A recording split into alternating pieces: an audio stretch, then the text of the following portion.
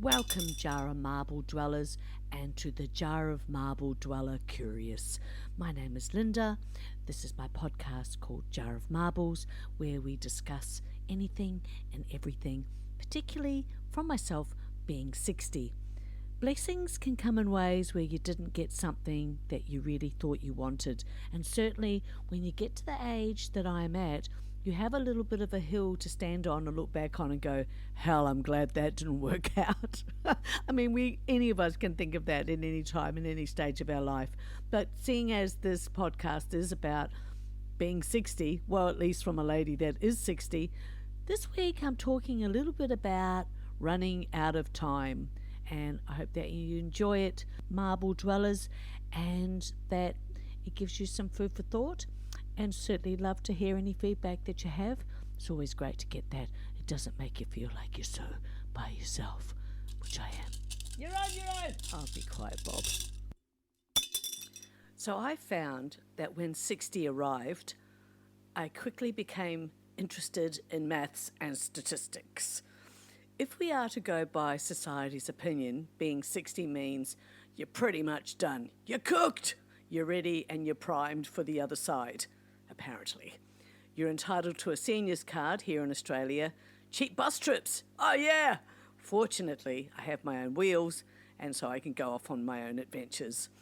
You're destined for the big R, retirement, except it has had bad press. I've got to admit I was pretty indignant at the concept until I figured it out for myself. I get to do the hell what I want and when I want, and it's fabulous. Highly recommend. Now, back to the maths and statistics.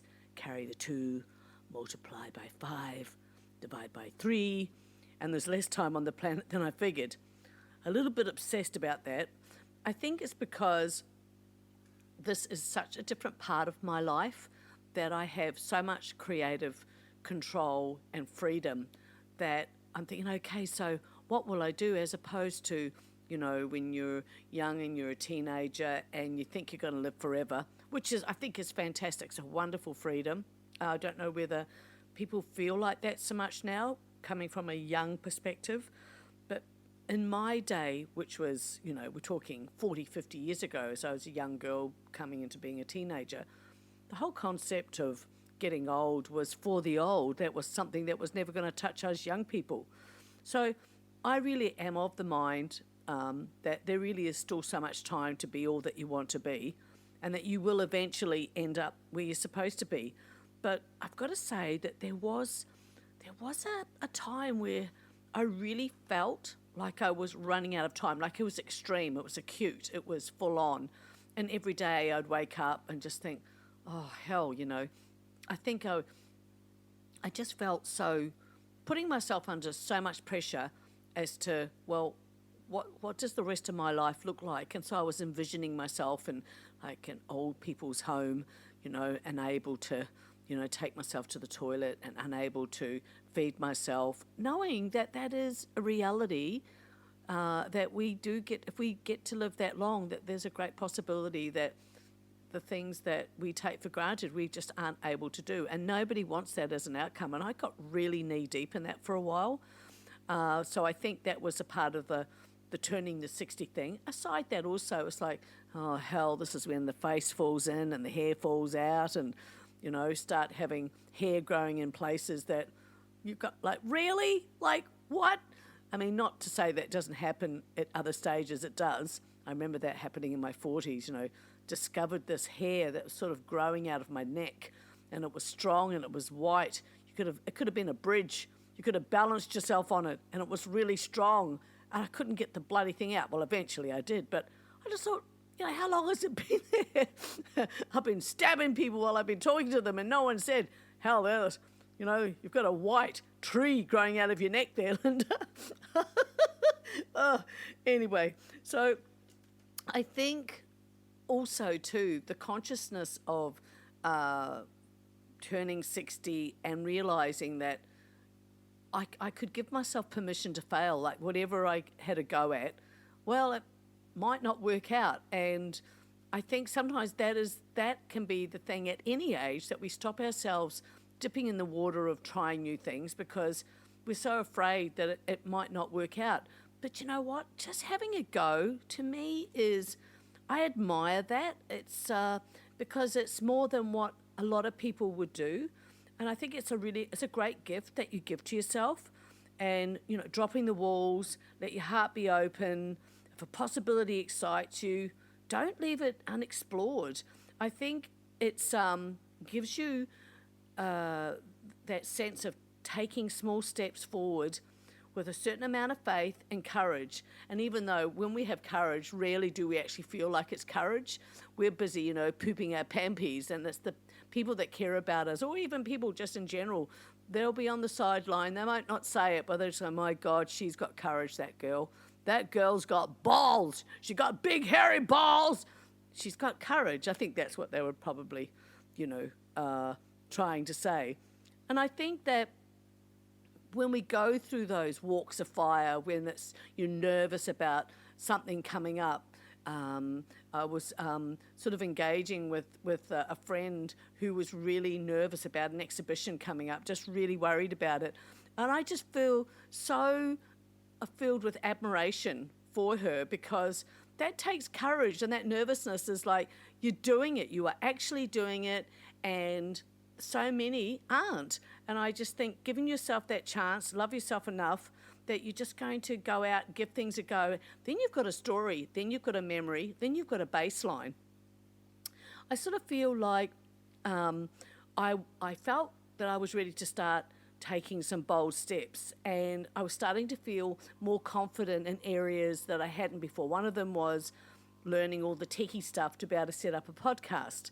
And when I first started, it was so daunting, especially when you're by yourself and you're looking at things and you're experimenting with things, and you get something to work, then you can't remember how you did it, and then you do all these tutorials, you being me, and then bit by bit it really started to fall into place. So what has happened is I kind of look forward to that moment where I really don't know what I'm doing, when I'm learning something new, because I know that the penny will drop, the marble will drop, so to speak, and that you're no longer willing to play dead, play small, or just settle for anything less than just giving yourself the chance to have a go at things. Isn't that right, Bob? Oh, shut your face. Oh, stupid, silly Bob. Anyway, these words are for you, because I would love someone to have said that to me, that you are deeply worthy of being known, seen and heard, and you're worthy of being discovered, and you're worthy of being understood and accepted for exactly who you are. I mean, I believe there's a lot of love waiting for you in this world if you're willing to let it in. And this really makes sense when you're truly seen by another. It's only when that happens that the penny drops, or the marble, and I know it's so lame, but you know what? I can be lame, so that's okay. I own my lameness. And when we actually do feel seen by someone that we really care about, someone we admire and we respect, it's like all those songs make sense. All those poems make sense. That movie, or someone's told you some wonderful news, and then you go, right. Oh, Bob's just, he's just out there in the background. And, we all know a Bob.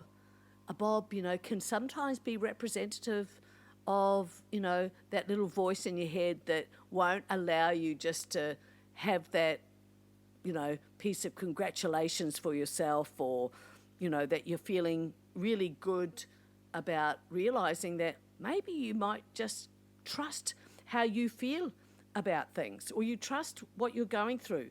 I put some nails in my wall the other day as I was hanging up some of my own paintings, and even as a homeowner, I never felt that I could or should or would, and it finally hit me to give myself permission to normalise hanging my art in my home. Now, for anybody that just does this as normal, they'll probably go, yeah, I don't really get that. But I always felt that I could, I don't even know if it was a conscious thought. I just never thought that I could put nails in my wall. It wasn't something you did. That's probably from years of renting, maybe. that I've been a homeowner for a long time, and it's only been since I've turned 60, I thought, I'm going to stick a friggin' nail in the wall and put my friggin' paintings up. And it's great because I change around my paintings, and if I've even painted something and I'm only halfway through it, I'll put it up on the wall and I'll just walk past it until I feel, okay, I know what I'm going to do next, or know what I need to change or whatever. But I think I didn't hang my art for others to see. It was really, I really hung it for me, because my home isn't like Central Station where loads of people come walking through. It was just something that I needed to do for me, and I pondered that inclusion and made peace with the fact that I had been excluding for an age. Ultimately, it was me. I'd done it to myself, and that I had chosen, to not really think through, or even think about what it was I was doing and why I was doing it. Anyway, look, maybe it might have happened when I was 70, and I'd be telling you that's the story I have because I turned 70. But yeah, so that was kind of interesting.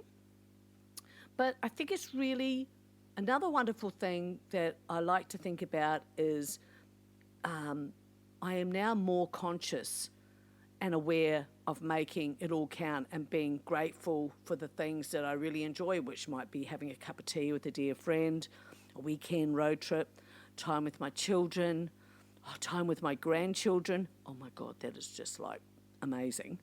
Blissing out of my garden, in awe of sunsets. So I don't really take much notice of sunrises because I'm normally at the gym. Writing for my podcast, recording my podcast and looking at different sound effects that I can do, recording music, enjoying the Mum and I podcast with my daughter Carla, the book that is begging to be published, my original songs to be recorded, my art, my poems, etc., etc. But I guess I until I started making a list of the things that I do, I didn't realise that there is still so much to do, and I just don't even know where to start sometimes. I get a little bit overwhelmed, but I've got to say that my big love is this podcast, because it calls for me to think about what it is I want to talk about, and I make some notes, and then this feeling comes upon me just to go into the studio and just talk and see what happens. And it's wonderful to have ideas that you can openly talk about, and the hope is that there's someone on the other side going, yeah, I get it. Yeah, I get that feeling. I don't. Yes, but that's you, Bob, isn't it? So I think the whole business of believing in yourself, I think, it's just had bad press, or we don't hear enough about it, or maybe we don't see it represented. Could you get your English right, please? Thank you. Get it right. Yes, Bob. I don't know that we see it modelled enough, might be a better way of putting it. It's all very well saying, oh, you should be more confident, but really what I have found for myself is you've really got to look out for you. You've got to look at the thoughts that you think. And if you find yourself thinking not so great thoughts, like it could be something as simple as, you drop something and they go, you bloody idiot, to yourself. It's things like that. All that stuff has got to be wiped out. You just can't say it, because the subconscious isn't judging you for what you think. It just believes everything you feed it. So at that moment, that's not true. You're a bloody goddess. You're just beautiful. And it's not going to feel comfortable. But it's like anything. Over time, you do start feeling better. And I'm not talking weeks and months. It's over days. If you get really serious about being the expert in your life, and you get really serious about really feeling better, because at the end of the day, you're the only one that can do it, babe. Come on. You got to know that, right?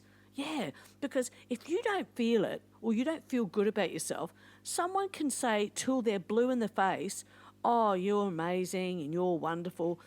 If you don't own it, you're just going to go, oh, yes, thank you, or you're just going to nod at them. You might even say something that's not very nice, because you're so filled with contempt for yourself that you're in no place to receive it. So anyway, I don't want to go too far down that road, but I just think that, at 60, and a lot of us are a lot younger in this tribe, I know that, and wonderful beings who, through experiences, have developed a wisdom way beyond their years. And I think there is and are, old souls. I remember being told that I was an old soul when I was a really, really little girl. Well, she's a bit of an old soul, isn't she?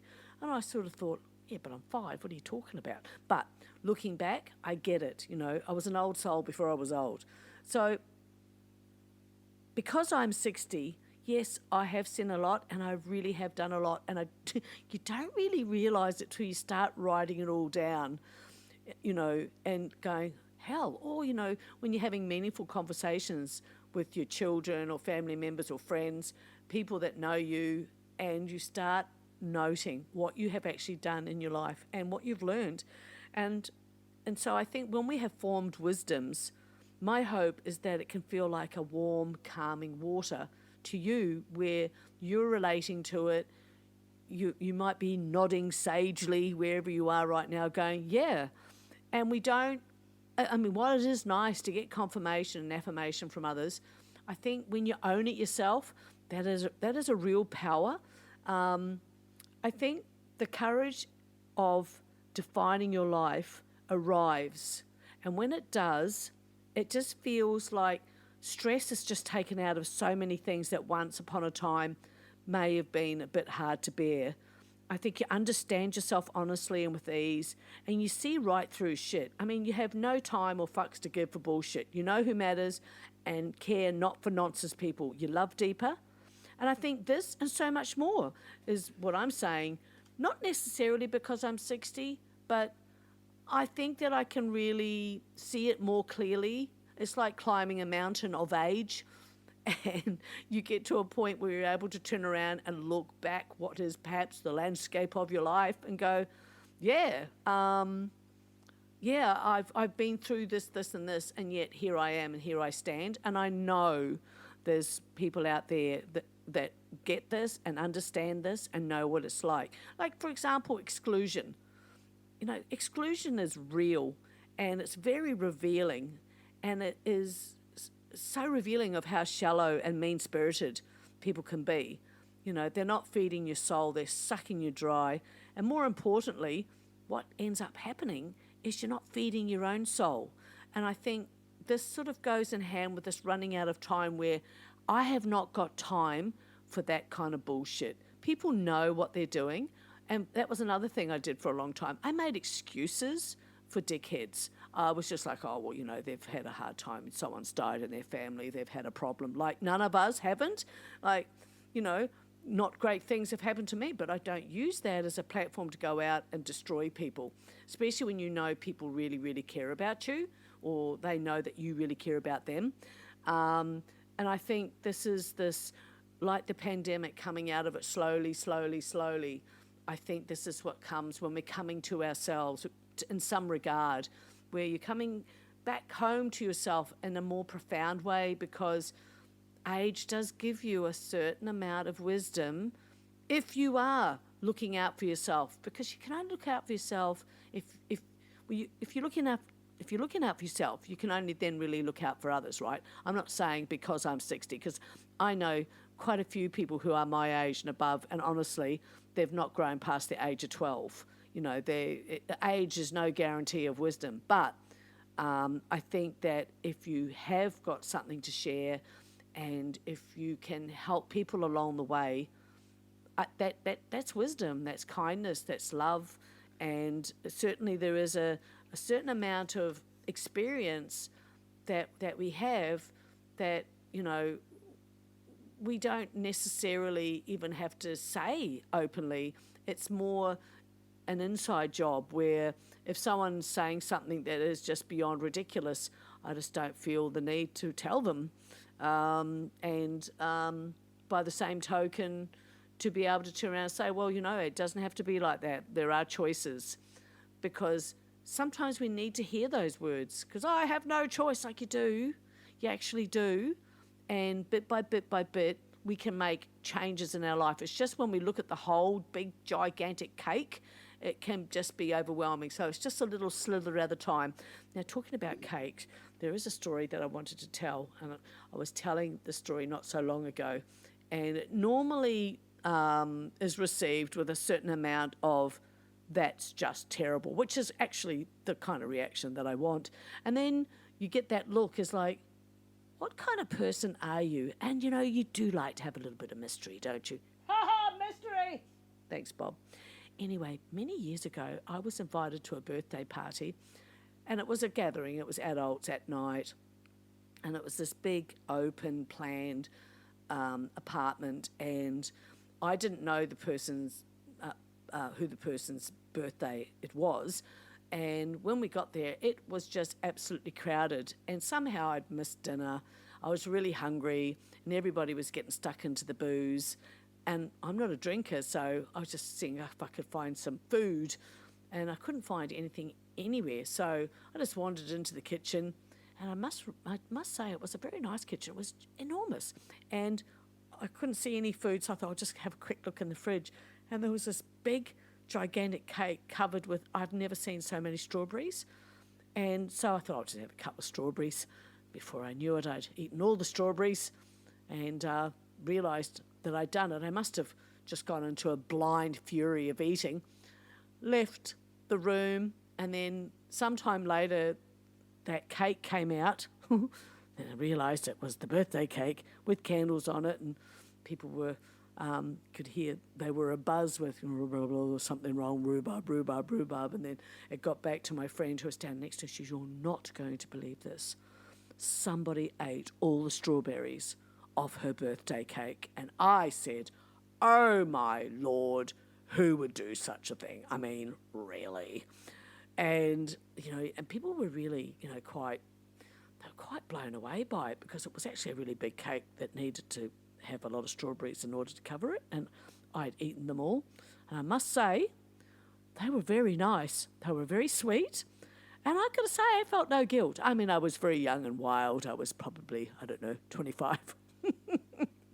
Anyway, we left the party sometime later, and my friend turned around to me. She went, I'm so angry. Who would, eat all those strawberries? And I didn't figure it was time to come clean. I went, yeah, that was just like really bad. Left it at that, and I left it for some time later. And I said, hey, that birthday party, the cake, someone ate all the strawberries. And she went, yes. And I said, that was me. She went, what do you mean? I said, it was me. I ate all the strawberries. She, oh, you did not. I went, I did. I ate every single one.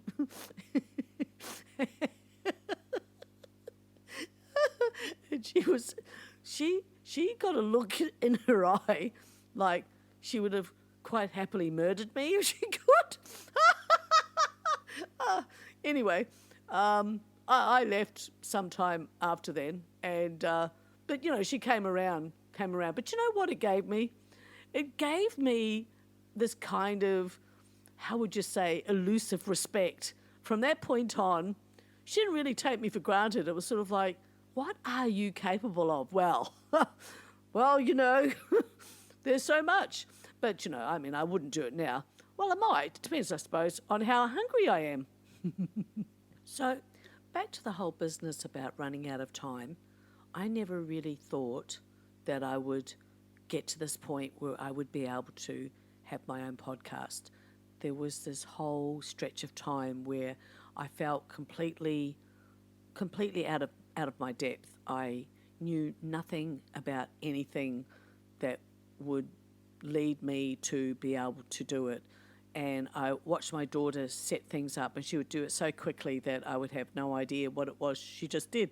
And because it was so completely out of my depth, I didn't know what to ask, because when you don't know, you don't know, and I knew that I didn't know. So I'm telling you this because if there is something that you're thinking about giving a go and you know nothing about, I would definitely say, ask around, go to a library, YouTube, do a course, ask someone you know. It's quite interesting the paths that will unfold if you just ask around. And there are so many people who love to share information too, because it's taking an interest in what they do. But I knew at the end of the day it was really going to be up to me to access the information and then take notes and then start to teach myself different things, because I had been wanting to do this for years, and it was just through a series of acts of kindness from my daughter Carla and my other daughters Laura and Ashley, who have been incredibly supportive of this. And it's really made me realise that you've got to have some kind of network. Firstly, it's got to come from you. And secondly, if people are giving you support, to accept it and thank them and acknowledge that their opinions matter to you, because in my case, their opinions matter because they're all so bright and so intelligent that if they say they like something, then I know I've done good, because by the same token, if I do something that, is not really, up to speed, they will tell me, and it's not in a mean way, they'll just say, yeah, nah. So I think that I am here to say, if you're feeling like you're running out of time, you're not. You're absolutely not. I hope that I'll still be doing this in 35 years. And I'm also running a bit of a social experiment as well, because whenever I've referred to myself over the years, this is when I'm talking to my daughters, when I'm old, I'm going to suddenly talk like this. And you hear people who talk like that, and you think, did they always talk like that? Or would they just one day turn 65 and go, right, I'm going to talk like this now? I don't know. How does that work? So it makes you really aware that if you speak like this now, is it that your vocal cords run out? But apparently that's not true. I have been told by very good sources that if you're a singer, for example, that your vocal cords are really coming into their, top game, filled with richness at 70. So I don't see where you suddenly start talking like this. You don't talk like that. Oh, be quiet, Bob. Bob's so opinionated, isn't he? He just stands in the background making little noises. It's almost like a plea for attention, isn't it? I know. We probably all know a Bob. Bob, Bob, Bob, Bob, Bob, Bob. Anyway, I digress. I just wanted to say that it's been really lovely spending this time with you again. Thank you so much for arriving and being here and hanging out with me. The feedback that I'm getting is just so inspirational, and I'm just blown away. It's just like, oh my goodness. And that we are gathering our tribal people. We are creating a tribe. And I just love that. I just think this is so awesome, because that is my main intention, to have a place where we can come together and have a bit of a yarn and see what's on the agenda.